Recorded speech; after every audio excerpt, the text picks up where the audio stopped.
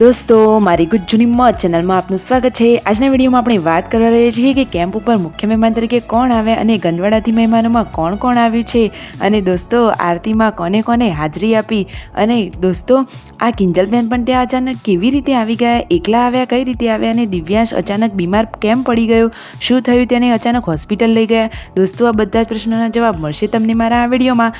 મારી ચેનલ ઉપર નવા હોય તો ચેનલને ફટોફટ લાઇક શેર અને સબસ્ક્રાઈબ કરી દો। Full video in Thakor family blog channel. દોસ્તો આજે તો ફેમિલીના લોકોએ કેમ્પ ઉપર જઈને જાતે જ રસોઈ બનાવી।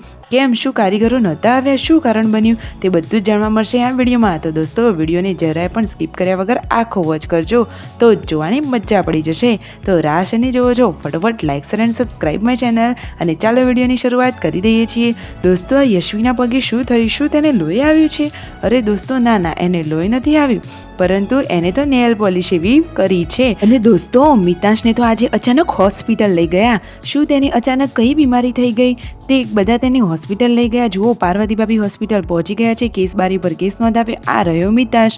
તો દોસ્તો મિતાંશને થોડું કફ, શરદી અને ઉધરસ જેવું હતું તો તેને દવાખાને લઈને આવ્યા છે પાર્વતી ભાભી અને જોડે આવ્યા છે રાકેશભાઈ।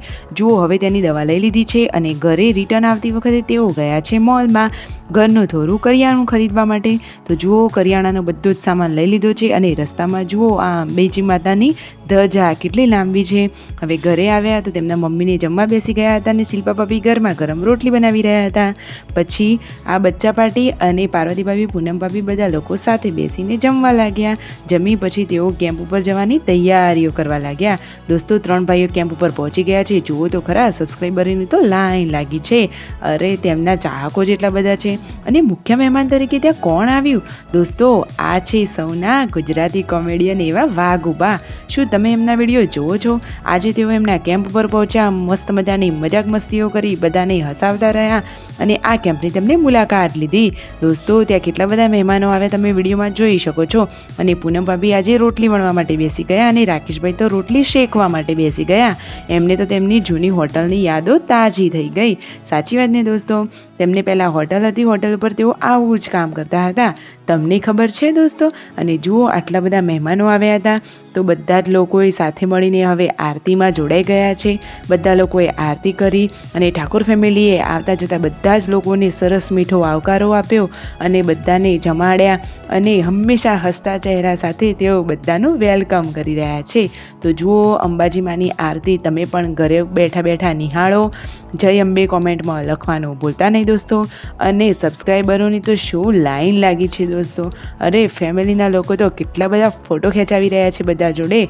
અને નાસ્તામાં છે મસ્ત મજાના બટાકા પૌવા, રાકેશભાઈ બધાને વિતરણ કરી રહ્યા છે।